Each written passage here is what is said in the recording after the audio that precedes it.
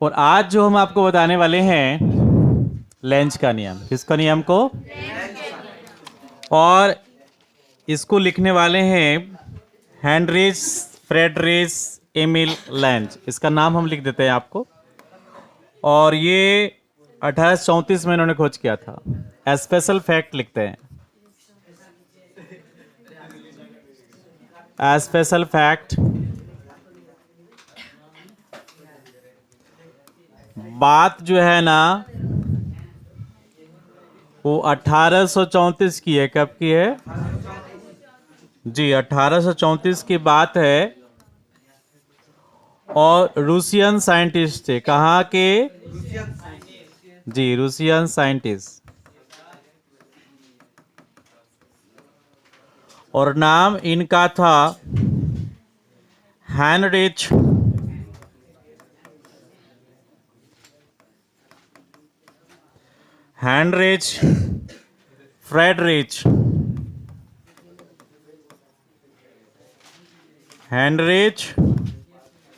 Friedrich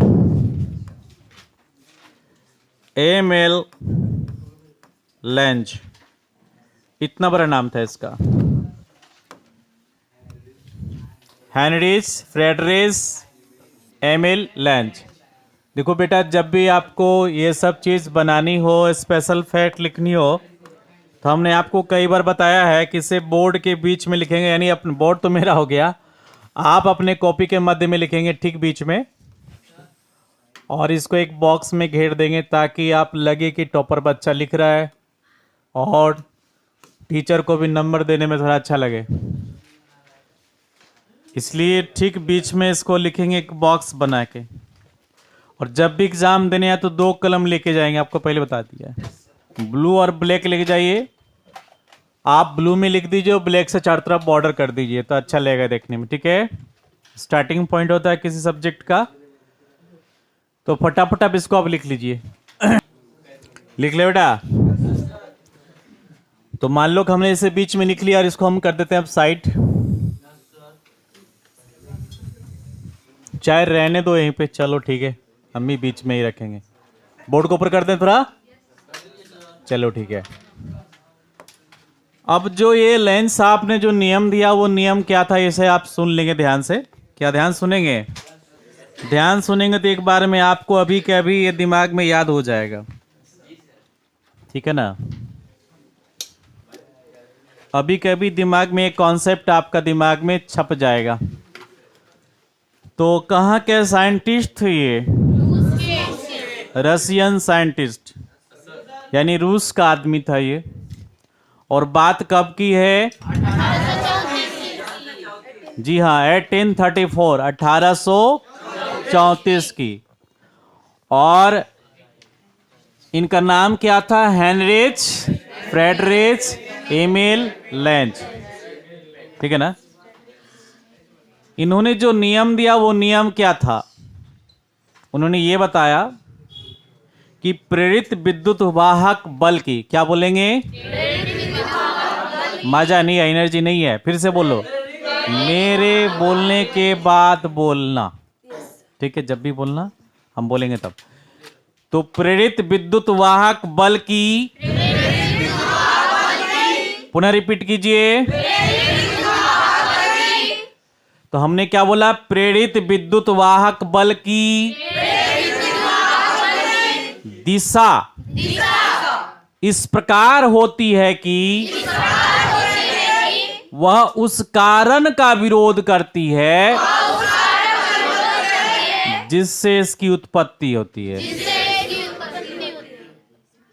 बात समझ आई? बोल देंगे क्या? लेकिन एक बार पुनः आपसे बोलेंगे। आपको ना जब बोलना होता है तब दिमाग में आता है कि स्टार्ट कहां से करेंगे। यही सबसे बड़ा वीक पॉइंट है, जो आपको याद रहना कि हमको स्टार्ट यहां से करना है। एक बार स्टार्ट वर्ड पता चल जाए ना तो आराम से आप कोई भी कॉन्सेप्ट को बोल सकते हैं इजीली, ठीक है। तो प्रेरित विद्युत वाहक बल की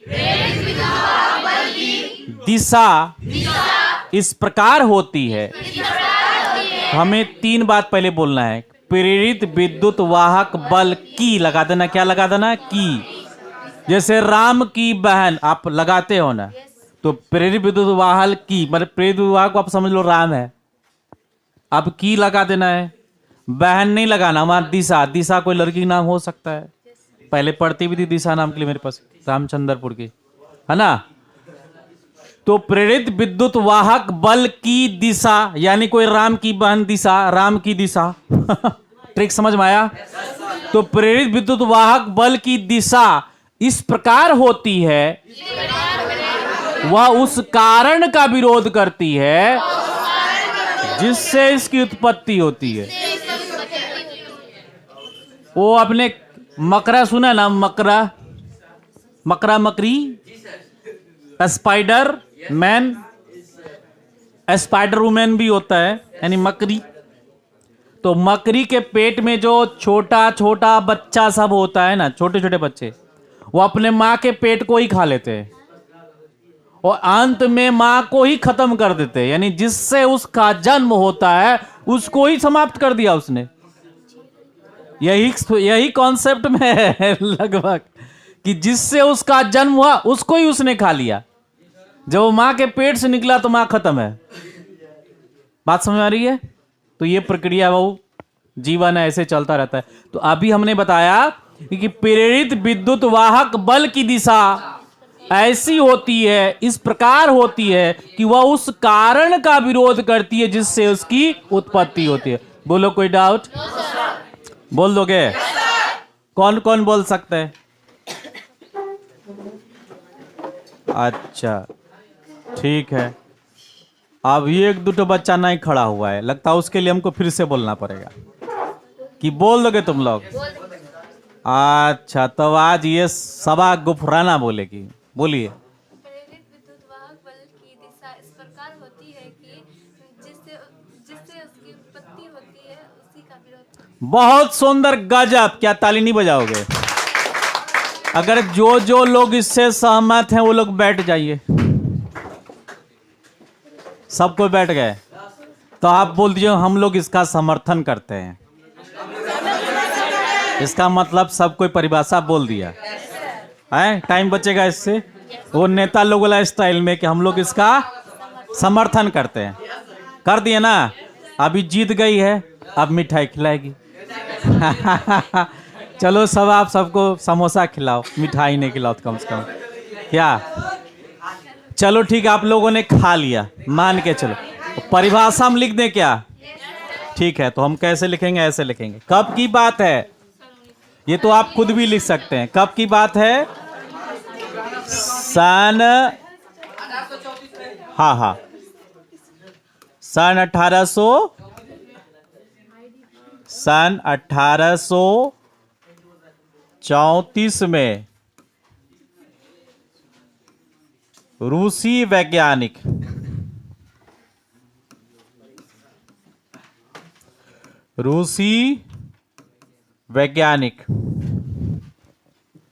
सीधे लिखेंगे लेंज ने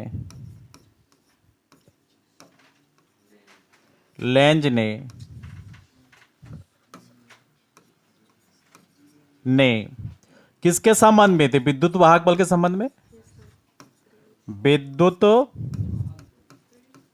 वाहक बल के संबंध में एक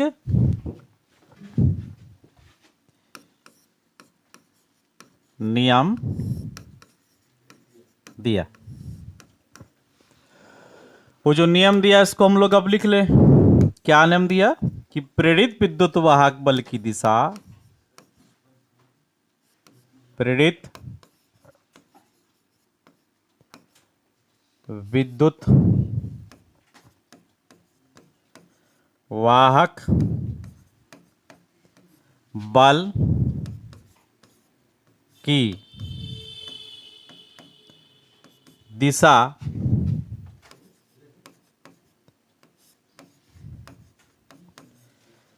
इस प्रकार होती है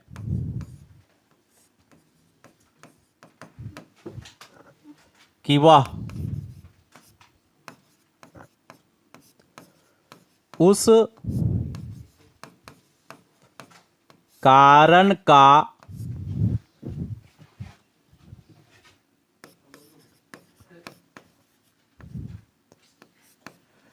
विरोध करती है जिससे इसकी क्या होती है? उत्पत्ति होती है। उत्पत्ति होती है। उत्पत्ति बढ़िया सीखना बेटा, गलती कर दोगे, देख के लिखना। जिससे इसकी उत्पत्ति होती है। तो ये हमारा कॉन्सेप्ट हो गया जो लेंज साहब ने दिया था। अब इसको एक प्रयोग के माध्यम से हमको समझना है। इसको हम लोग ऊपर कर लें, फटाफट लिख लीजिए। अब लेंज साहब ने इस चीज को प्रूव करने के लिए कुछ सामान भी लिया। सामान में उन्होंने क्या लिया? छरचुंबक लिया। क्या लिया बेटा? छरचुंबक। और साथ में लिया पास। अब आपके दिमाग में सर पास क्या? कुंडली तो समझ गए थे, पास क्या? तो पास आपने महिलाओं को चूड़ी पहनते हुए देखा होगा। तो वो चूड़ी का कोई छोर नजर आता है, पूरा गोल नजर आता है ना। तो पास भी क्या होता है? पूरी तरह से गोल होता है। क्या होता है? पूरी तरह से गोल।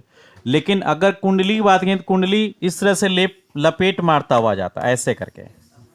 लेकिन पास पूरी तरह से क्या होता है? गोल होता है। क्लियर? बात समझ में आ गया? इसमें भी धारा का प्रवाह हो जाता है और इसमें भी धारा का प्रवाह होता है, लेकिन पास क्या होता है? गोल। तो उसने क्या किया? एक छरचुंबक और एक पास को लिया। ठीक है, तो अब हम लोग आगे कॉन्सेप्ट में बढ़ते हैं। देखेंगे लेंज ने प्रयोग के लिए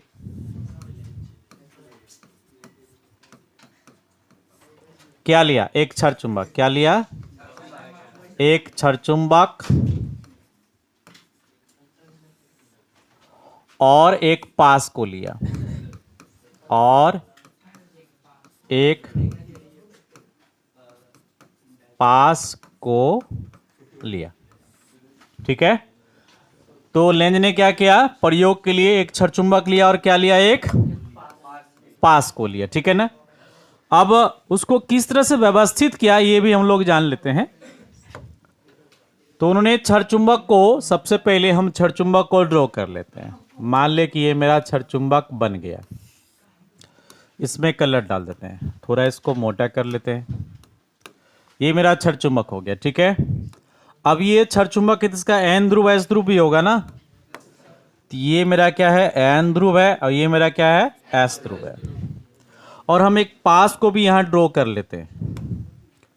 चलो मैं एक यहां सर्कल ले लूं और सर्कल को थोड़ा छोटा करके इसमें कलर डाल देते हैं। ये कलर डाल दिया।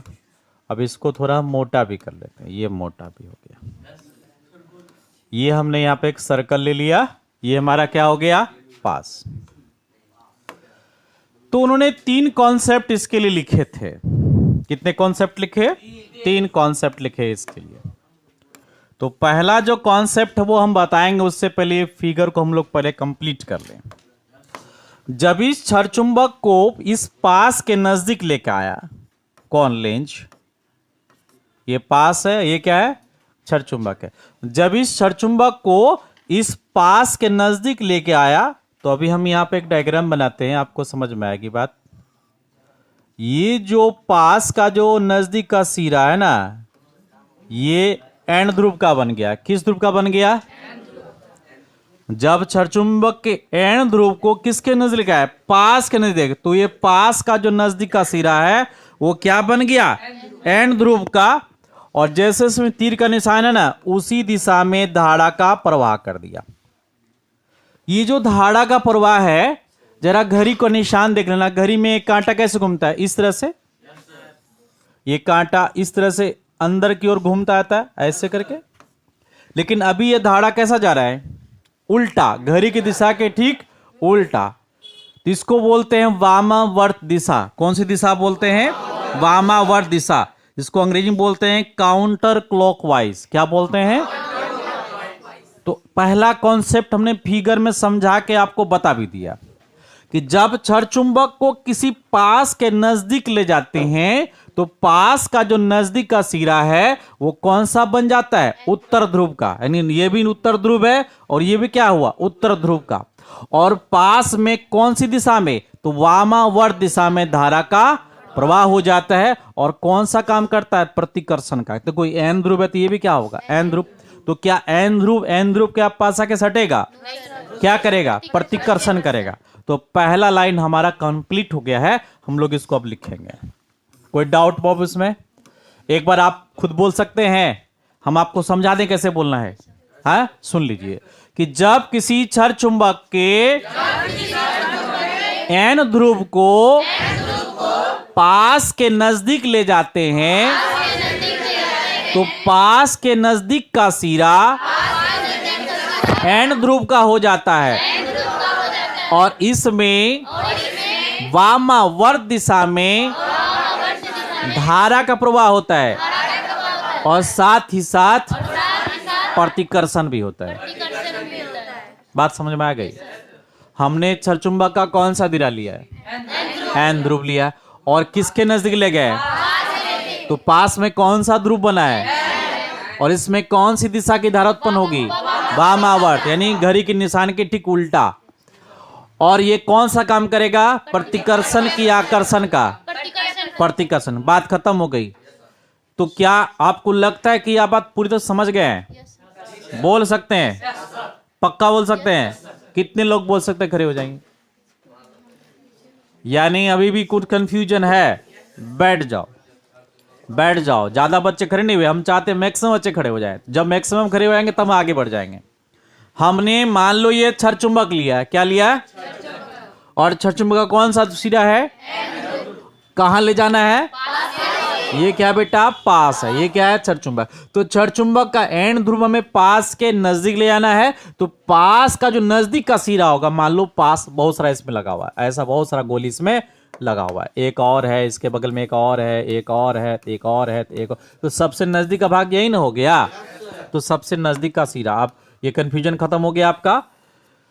तो जब क्षण चुंबक के एन ध्रुव को पास के नजदीक ले आते हैं तो पास के नजदीक का जो सिरा होता है, पहला सिरा जो होता है, वो कौन सा ध्रुव को आता है, एन ध्रुव का। अब सिर्फ यहां एन ध्रुव ही बोलना है, आगे कुछ नहीं बोलना। आगे ये बोलना है कि वामावर्त दिशा में धारा की प्राप्ति होती है। यानी इतना करने से हमें धारा की प्राप्ति हो जाती है। इसके बाद तब क्या होता है, प्रतिकर्षण होता है।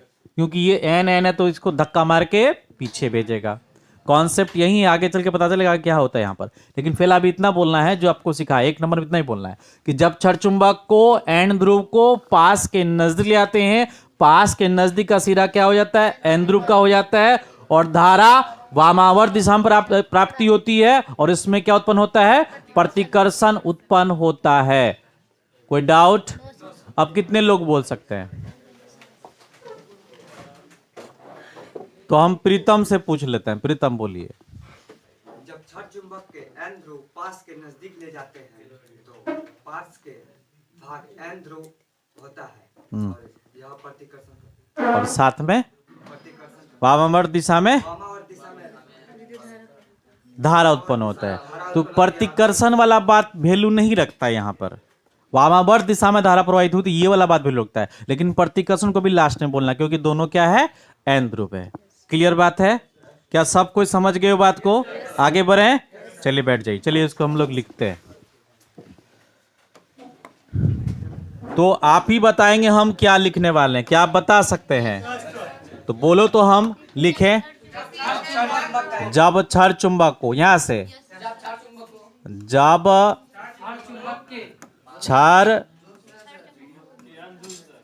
जब क्षण चुंबक के, अच्छा ठीक है, चलो बढ़िया।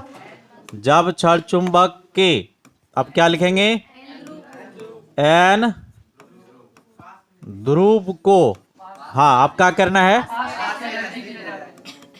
पास के नजदीक ले जाते हैं तो क्या हो जाता है,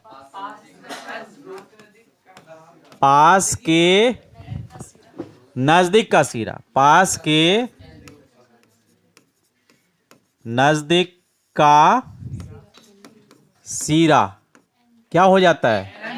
अच्छा, एन ध्रुव का हो जाता है। और क्या होता है? जिससे, और क्या लिख देंगे? और जिससे वामावर्त, वामावर्त दिशा में धारा की क्या होती है? प्राप्ति होती है। और क्या उत्पन्न होता है? तथा लिख देंगे, क्योंकि एक बार और लिख चुके हैं। तथा प्रतिकर्षण उत्पन्न होता है। क्या बोलो, कोई डाउट? बिल्कुल फ्रेश है। चलिए फटाफट लिख लीजिए पहला चीज को। आप चित्र भी बना लीजिएगा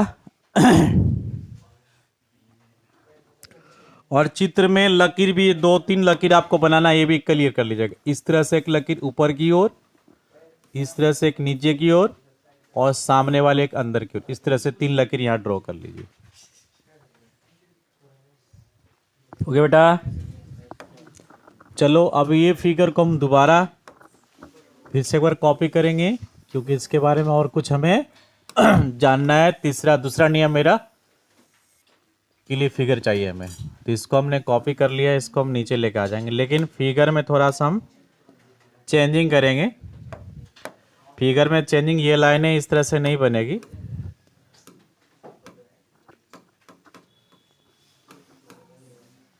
ये लाइनों को हम पहले हटा दें यहां से, और ये इसको हटाते हैं, और ये वाला हटता है। अब देखो बेटा, पहले हम छड़ चुंबक को इस तरफ गति करवा रहे थे। यहाँ तीर लगा देना बेटा ऐसे उस फिगर में। अब ये छड़ चुंबक के एन ध्रुव को ना इस पास से हम दूर ले जाएंगे। क्या ले जाएंगे? दूर ले जाएंगे। जैसे पास से दूर ले जाएंगे तब इसकी कहानी बदल जाती है। ये जो एन ध्रुव था ना, ये एस ध्रुव में बदल जाता है। किस ध्रुव में? तो हम यहां बना देते हैं एस ध्रुव। ठीक है। अब जो धारा है ना, इस प्रकार से बहेगी। आप देख रहे हो क्या ये घड़ी की दिशा है? आप चेक करो, घड़ी की दिशा है।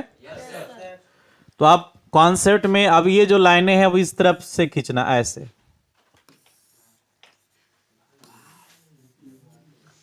चलिए फटाफट पहले ये काम कर लीजिए, फिर हम लोग कॉन्सेप्ट लिखते हैं 2 नंबर का।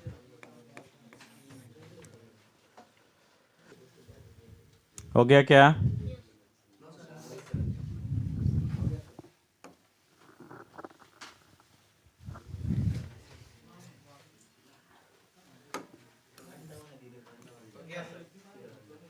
हो गया। अब देखो हमने क्या बताया, सुनिए। अब प्रतिकर्षण उत्पन्न हुआ है, तो एक्चुअली क्या होगा कि अब ये दूर जाएगा। क्या होगा? दूर जाएगा। छड़ चुंबक अब पास से दूर जाने का प्रयास करेगा। तो हम यूं बोलते हैं कि जब छड़ चुंबक को के एंड ध्रुव को, क्या बोलेंगे? जब छड़ चुंबक के एंड ध्रुव को पास से दूर ले जाते हैं, क्या करते हैं? पास से दूर ले आते हैं, तो पास का जो सिरा है वो किसका हो जाता है? अब एस ध्रुव का हो जाता है। किस ध्रुव का? एस ध्रुव का। और ये जाने का मतलब क्या? ये इसको क्यों भेजा? तो यहीं पर विद्युत वाहक बल उत्पन्न हुआ था। क्या उत्पन्न हुआ था? याद किए, मैंने फैराडे का नियम में यही बात समझाई थी। उससे पहले भी जो आपने नियम पढ़ा था उसमें भी यही बात होता है, जिसमें कि हमने एक प्रयोग था हेनरी वाला प्रयोग में, कि एक बताया था सापेक्ष गति, एक बनाया था आवेक्षिक गति। हाँ सॉरी, एक बताया सापेक्षिक गति, दूसरा क्या था? आवेक्षिक गति। तो सापेक्षिक गति में क्या होता है? सिर्फ प्रेरित विद्युत धारा उत्पन्न होती है। क्या उत्पन्न होती है? प्रेरित विद्युत धारा। याद करो, जो वामावर्त दिशा में धारा करवाया था ना, वही धारा वहां उत्पन्न हुई थी। और उसी कॉन्सेप्ट को यहां पर भी लागू होगा वो कॉन्सेप्ट। तो हमने दूसरा क्या, जब आवेक्षिक गति होती है तो प्रेरित विद्युत वाहक बल के साथ प्रेरित विद्युत धारा भी उत्पन्न होती है। वहां दो चीज उत्पन्न हुई थी, प्रेरित विद्युत वाहक बल और प्रेरित विद्युत धारा भी उत्पन्न हुई थी। तो ये बात को निष्कर्ष निकाला, कंक्लूजन, वो चीज यहां पर भी नजर आएगा। तो ये जो अभी गया है अंदर, तो क्या उत्पन्न हुई है, सिर्फ धारा। क्या उत्पन्न हुई है, दीप्त धारा। तो ये जो प्रतिकर्षण हुआ है, तो प्रतिकर्षण के दौरान क्या उत्पन्न हुआ, प्रेरित विद्युत वाहक बल। क्या उत्पन्न हुआ, प्रेरित विद्युत बल। और वही प्रेरित विद्युत बल इसको क्या करता है, धक्का मार के भगा देता है, तो हटो यहां से। और जैसे हटेगा तो फिर से इसमें धारा उत्पन्न होगी। और वो कौन सी धारा होगी, तो ये धारा होगी घड़ी की दिशा में। किसकी दिशा में, घड़ी जैसे गति करता है वैसे इसमें धारा की प्राप्ति हो जाएगी। तो देखो जब ये दूर गया, दो चीज इसमें उत्पन्न हुआ, एक उत्पन्न हुआ प्रेरित विद्युत वाहक बल, दूसरा उत्पन्न क्या हुआ, प्रेरित विद्युत धारा। लेकिन पहला में क्या उत्पन्न हुआ था, सिर्फ धारा, और इसमें क्या हुआ, दोनों चीज उत्पन्न हुआ। ठीक है ना। तो अभी जो ये विद्युत वाहक बल है, ये क्या कर रहा है, ये उस चीज का विरोध किया जिससे इसकी उत्पत्ति हुई। इसने अभी अंदर जाने का विरोध किया कि नहीं जाएंगे अंदर, और वही चीज इसको धक्का मार के आगे बढ़ा, यानी धारा उत्पन्न हुई। तो यहां पर प्रेरित विद्युत वाहक बल क्या करता है, ये खुद ही उत्पन्न होने के लिए उस चीज का विरोध करता है जिससे इसकी उत्पत्ति हुई है। यानी इस क्षण चुंबक को आने के लिए रोकता है कि तुम मत आओ, और वही आने से तो वो उत्पन्न हुआ था, नहीं आता तो नहीं उत्पन्न होता। मान लो कि आपका गेट है, वहां पर पहरादार आपने लगा दिया है, लेकिन साइलेंटली वो पहरादार अंदर में छुपा हुआ है। वो अंदर में क्या है, छुपा हुआ है। लेकिन जैसे कोई दुश्मन आएगा तो वो बाहर आ जाएगा। तो ये क्षण चुंबक दुश्मन हो गया, ये गया तब ना वो बाहर आया। अगर ये नहीं जाता तो वो बाहर ही नहीं आता। तो उसको उत्पन्न करने वाला कौन है, क्षण चुंबक है। उसी का वो विरोध करके क्या आया, बाहर आया। और बाहर जैसे आया तो फिर से उत्पन्न क्या हुआ, एक प्रेरित धारा उत्पन्न हुई, और साथ में क्या उत्पन्न हुआ, तो प्रेरित विद्युत वाहक बल भी उत्पन्न हुआ और धारा भी उत्पन्न हो गई। यही कॉन्सेप्ट है। हम लास्ट में इसका निष्कर्ष भी लिखाएंगे। तो अभी हमको बस इतना इस पॉइंट में लिखना है कि जब क्षण चुंबक के एन ध्रुव को, क्या बोलेंगे बेटा, पास से दूर ले जाते हैं, तो पास का सिरा एस ध्रुव का हो जाता है, और फिर इसमें घड़ी की दिशा में धारा प्राप्त होती है, और साथ ही साथ आकर्षण उत्पन्न होता है, क्योंकि अब वापस से खींचना चाहेगा, क्योंकि अब ये न, ये क्या है, वो प्रतिकर्षण था, यहां पे क्या हो जाएगा, आकर्षण। तो बात लिख ले हम लोग, चलो लिखते हैं। जब आप बताएंगे हमने क्या बोला है, कि जब, आराम आराम से, ताकि हम लिख सके, जब क्षण चुंबक के एन ध्रुव को, किस ध्रुव को, एन ध्रुव को किससे, पास से दूर ले जाते हैं, तो क्या उत्पन्न होता है, बोलिए। जब क्षण चुंबक के एन ध्रुव को पास से दूर ले जाते हैं तो क्या उत्पन्न होती है, धारा उत्पन्न होगी। क्या उत्पन्न होगी, धारा। हाँ, धारा उत्पन्न होगी। देखो हमने यहां पर वही बात लिखा, थोड़ा सा उसको उल्टा करना है। क्या है, जब क्षण चुंबक के एन ध्रुव को पास के नजदीक ले आते हो, तो पास के नजदीक का सिरा क्या होता है, एन ध्रुव का होता है। तो वो एस ध्रुव यहां पे लिख देना है, उस आधार पे लिख देना है। तो जब क्षण चुंबक के एन ध्रुव को पास से दूर ले आते हैं, तो पास के नजदीक का, क्या बोलेंगे,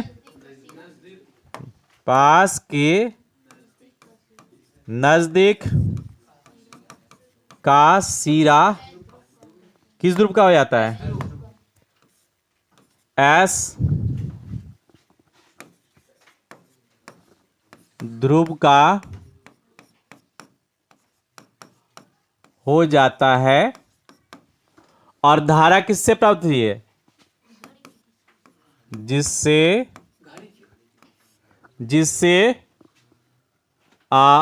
घड़ी की दिशा में, जिससे घड़ी की,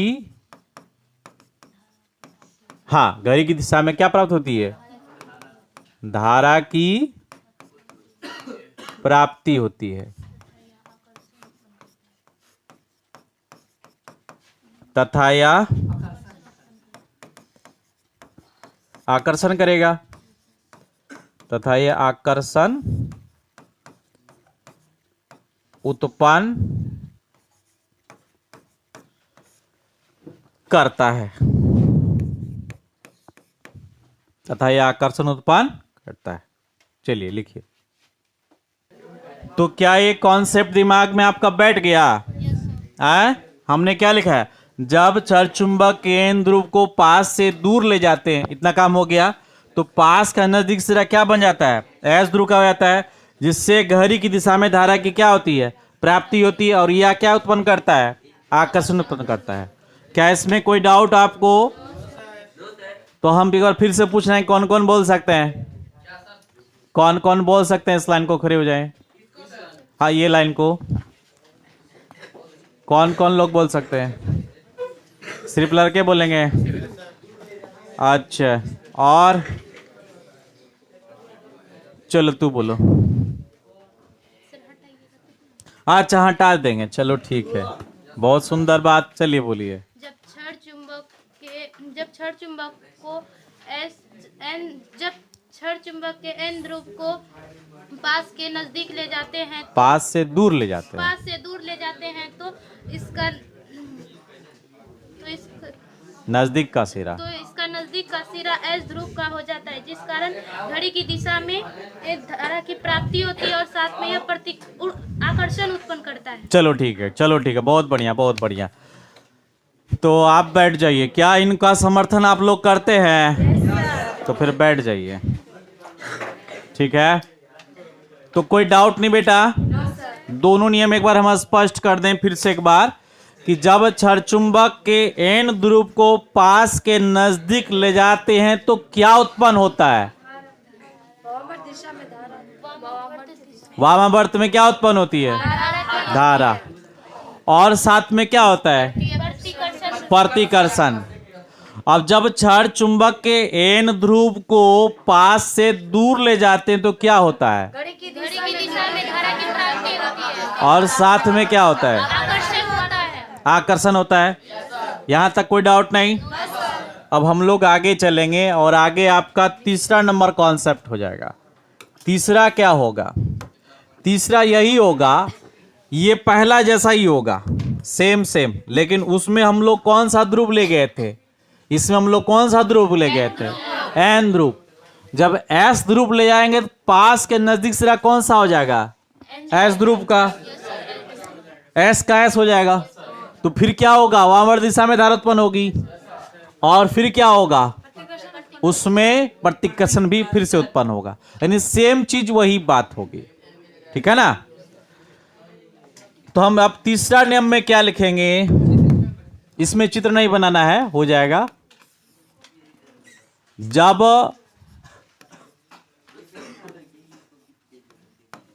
क्षार चुंबक के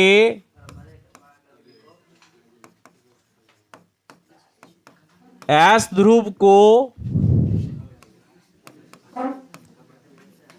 पास के नजदीक ले जाते हैं तो पास के नजदीक का सिरा किस ध्रुव का बनेगा? एस ध्रुव का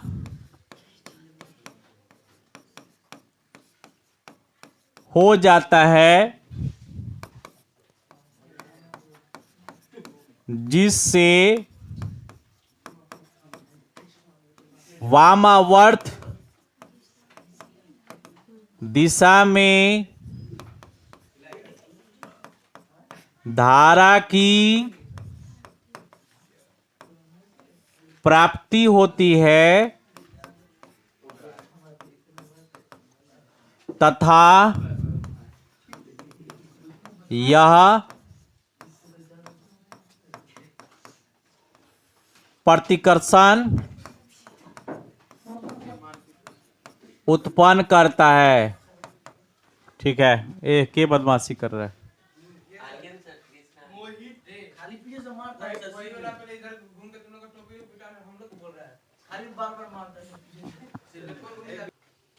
अब इससे निष्कर्ष क्या निकलता है? इससे निष्कर्ष ये निकलता है कि प्रेरित विद्युत वाहक बल कुछ ऐसा चुंबकत्व उत्पन्न करता है, चुंबकत्व उत्पन्न किया जो पास एन ध्रुव का हो गया। ये किसके कारण हुआ? प्रेरित विद्युत वाहक बल के कारण हुआ। छड़ चुंबक के एन ध्रुव के ले गए पास के पास तो एन का बन गया। छड़ चुंबक के एस ध्रुव को ले गए तो वो क्या बन गया? एस ध्रुव का बन गया। यानी ये काम कौन कर रहा है? ये प्रेरित विद्युत वाहक बल कर रहा है। यानी प्रेरित वाहक बल एक ऐसा चुंबकत्व उत्पन्न कर रहा है, एक ऐसा मैग्नेट उत्पन्न कर रहा है जिससे कि चुंबक का जो गति है उसका क्या होता है? विरोध होता है, उसको रोकने का प्रयास करता है। यही बात इससे समझ में आती है। तो बस ये लास्ट लाइन लिख लेते हैं, लिख लीजिए। निष्कर्ष, अतः इससे यह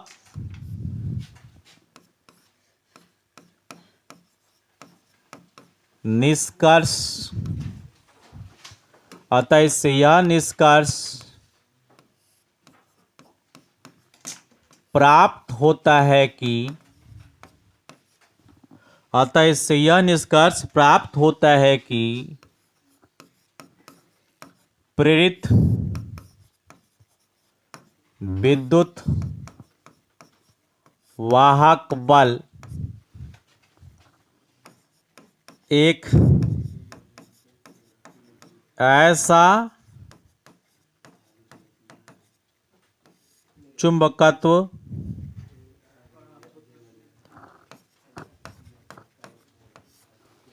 उत्पन्न करता है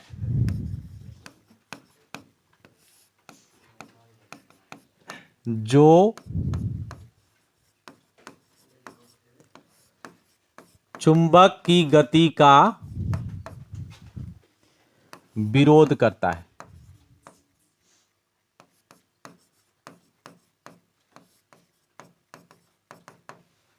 चुंबक की गति का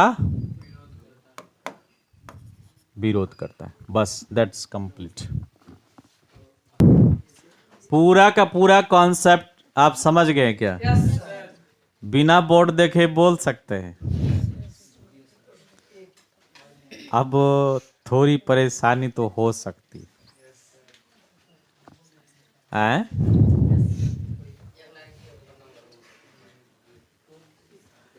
अच्छा, बिना कॉपी देखे अभी इसका नाम बता सकते हो साइंटिस्ट का? चलो असलम बोलो।